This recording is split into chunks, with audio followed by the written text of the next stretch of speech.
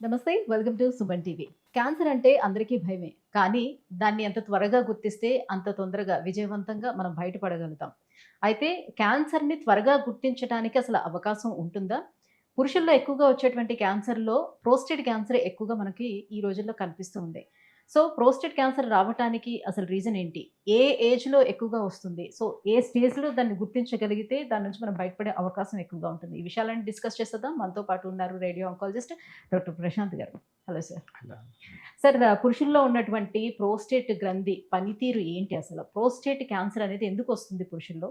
ఇంతకు ముందు ఎప్పుడో వింటే 50 సంవత్సరాలు దాటిన తర్వాత ఎప్పుడో చూసేవాళ్ళం. ఇప్పుడు కొంచెం ఎర్లీ స్టేజ్‌లో వస్తుందని వింటున్నాం. ఎందుకని మనకలా వస్తుంది? మామూలుగా ప్రాస్టేట్ అనేది ఒక ఫంక్షన్, దానికంటూ ఒక ఇది ఉందండి ఫంక్షన్. అది యూరినరీ బ్లాడర్ కింద వాల్నట్ సైజ్ అంటారనమాట.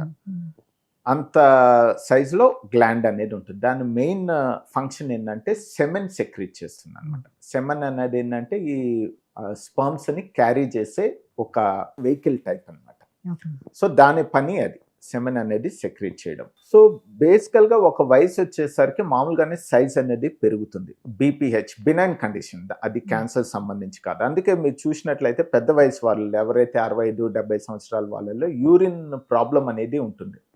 వాళ్ళు ఎక్కువసేపు అంటే ఎక్కువ ఫ్రీక్వెంట్గా వెళ్ళడము, లేదంటే అర్జెన్సీ రావడము, లేదంటే నిలుపుకోవడం కష్టం కావడము, ఇట్లాంటివన్నీ ప్రాబ్లమ్స్ ఉంటాయి. బినైన్ కండిషన్ అనమాట. కాకపోతే ఈ ప్రాస్టేట్ క్యాన్సర్ అనేది పెద్ద వయసులోనే వస్తుంది.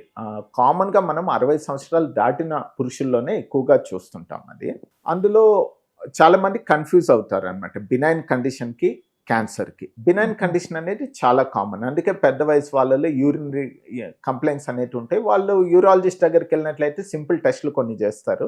దానికి సంబంధించింది మైల్డ్గా ఉంటే ట్యాబ్లెట్స్తో వాళ్ళకి కంట్రోల్ అయిపోతుంది. కొంచెం మరీ అడ్వాన్స్డ్ ఉంటే దానికి సర్జరీ చేయాల్సి ఉంటుంది. ప్రాస్టేట్ క్యాన్సర్ వచ్చేసరికి ఏంటంటే అది డిఫరెంట్ అనమాట. ఈ పిఎస్ఏ అనేది ఒక బ్లడ్లో చూస్తాం అనమాట. అది ఎలివేట్ అయి ఉంటుంది. అది ఎలివేట్ అయినప్పుడు మనం ఎంఆర్ఐ చేసి మనకి అనుమానంగా ఉంటే, అంటే క్యాన్సర్ లాగా మనకి అనిపిస్తే లీషన్ ఉంటే దాని నుంచి బయాప్సీ చేయడము. బయాప్సీ అంటే ముక్క పరీక్ష చేసి నిర్ధారణ అయ్యాక పిఎస్ఎంఏ పెట్ స్కాన్ అని ఉంటుందండి. పిఎస్ఎంఏ అది చేసి ఏ స్టేజ్లో ఉందని చూసుకొని దానికి సంబంధించి మనం ట్రీట్మెంట్ ఇవ్వడం జరుగుతుంది. అంటే వేరే స్టార్టింగ్ స్టేజ్‌లో ప్రోస్టేట్ క్యాన్సర్‌ని గుర్తించడం సాధ్యం అవుతుందా? లేకపోతే థర్డ్, ఫోర్త్ స్టేజ్ వరకు ఇది అసలు బయటపడదంటారా? దాని లక్షణాలు ఏం తెలియకుండా ఉంటాయి? యాక్చువల్గా ప్రాస్టేట్ క్యాన్సర్లో 3వ స్టేజ్ వరకు ఏం సిమ్టమ్స్ ఉండవండి. అందుకే స్క్రీనింగ్లో ఇప్పుడు ప్రాస్టేట్ క్యాన్సర్ని కూడా చేర్చడం జరిగింది. ఎవరైతే 50-55 సంవత్సరాలు దాటారో కనీసం 3 సంవత్సరాలకు ఒకసారి సింపుల్ పిఎస్ఏ టెస్ట్, బ్లడ్ టెస్టే అది అన్ని చోట్ల అందుబాటులో ఉంది. ఈవెన్ చిన్న టౌన్స్లో కూడా ఆ టెస్ట్ అనేది అవైలబుల్ ఉంటుందండి. పెద్ద ఎక్స్పెన్సివ్ కూడా ఏం కాదు. సో అది రెగ్యులర్గా చేసుకోండి అని చెప్తాం అనమాట. ఎందుకంటే ఈ ఫస్ట్ కానీ సెకండ్ స్టేజ్లో అసలేం సిమ్టమ్స్ ఉండవు, నార్మల్గా ఉంటారు. నేను యాక్చువల్గా నిన్నే చూశాను. మేము మా హాస్పిటల్లో ఈ స్క్రీనింగ్ చేస్తున్నాం, cancer screening, free screening camp అని పెట్టామన్నమాట. 75 పేషెంట్ వాళ్ళ రిలేటివ్ 75 సంవత్సరాలు అతను మామూలుగా పిఎస్ఏ చేశారు, జస్ట్ పార్ట్ ఆఫ్ స్క్రీనింగ్. ఏం సిమ్టమ్స్ లేవు ఆయనకి. చూస్తే పిఎస్ఏ 4 కన్నా తక్కువ ఉండాల్సింది 10 ఉంది. మేము ఎంఆర్ఐ చేస్తే చిన్న లీషన్ అనేది బయటపడింది. ఆయనకు ఒక రకంగా అదృష్టం అని చెప్పాలి. ఎందుకంటే ఈ చిన్న ఆల్మోస్ట్ ఫస్ట్ స్టేజే కాబట్టి ఆయనకు పూర్తిగా నయం అయిపోతుంది. అట్లాగే ఈయన కానీ స్క్రీనింగ్ చేసుకోకుండా ఉండుంటే మేబీ ఒక 2-3 సంవత్సరాల తర్వాత 3వ స్టేజ్లోనో 4వ స్టేజ్లోనో మనకి వచ్చేవాళ్ళు. లక్కీ ఒక రకం. సో అందుకే ఈ స్క్రీనింగ్ అనేది చాలా ఇంపార్టెంట్. 50-55 ఇయర్స్ ఉన్న వాళ్ళైతే రెగ్యులర్గా చేసుకోండి స్క్రీనింగ్. సింపుల్ టెస్ట్ అండి, దానికి ఏం పెద్ద జస్ట్ బ్లడ్ శాంపుల్ అని. నిర్ధారణ అయిన తర్వాత కూడా మనకు అందుబాటులో ఉన్నటువంటి ప్రస్తుతం చికిత్సా పద్ధతులు ఏంటి? సో ఒకసారి ఆ క్యాన్సర్ ట్రీట్మెంట్ తీసుకున్నారు ప్రోస్టేట్ క్యాన్సర్‌కి, మళ్ళీ ఏమైనా వచ్చే అవకాశం వాళ్ళకి ఏముంటుంది? 50స్‌లో వచ్చిందనుకోండి, మళ్ళీ 80స్ లోపు ఏమైనా రావడానికి ఛాన్స్ ఉంటుందా? అసలు కంటిన్యూస్‌గా ట్రీట్మెంట్ అనేది ఉండాలా? అగైన్ స్టేజ్ ఇవ్వండి. ఫస్ట్ కానీ సెకండ్ స్టేజ్ అయితే పూర్తిగా నయమయ్యే ఛాన్స్లే ఉంటుంది. సో మీరు ట్రీట్మెంట్కి వచ్చేసరికి again depends on the stage. First కానీ సెకండ్ కానీ వాటి స్టేజ్లో అయితే మనం సర్జరీకి వెళ్ళొచ్చు. రోబోటిక్ పద్ధతిలో ప్రాస్టేట్ అనేది తీయడం జరుగుతుంది. రోబోటిక్ రాడికల్ ప్రాస్టెక్టమీ, ప్రాస్టేటే కాదు చుట్టూ ఉన్న సపోర్టింగ్ స్ట్రక్చర్స్ కూడా తీయడం జరుగుతుంది. అది రోబోటిక్ పద్ధతిలో చేస్తారు.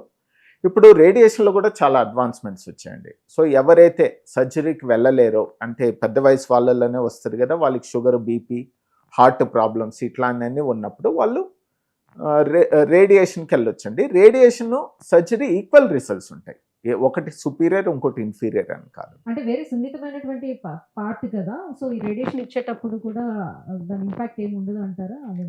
వేరే అవునండి, మంచి. ఎందుకంటే ఇప్పుడు IGRT టెక్నిక్స్ అని అడాప్టివ్ ట్రీట్మెంట్స్ అని ఇవన్నీ వచ్చాయి. ఎందుకంటే అది చాలా క్రిటికల్ మీరు చెప్పింది. ఎందుకంటే పెద్ద పేగు ఉంటుంది వెనకాల, పైన యూరినరీ బ్లాడర్ ఉంటుంది. మనం ఇచ్చే ట్రీట్మెంట్ ఏంటంటే ప్రిసైజ్గా ఆ చిన్న పార్ట్ ఏదైతే ఉందో ప్రాస్టేట్ దాని వరకే వెళ్ళాలన్నమాట.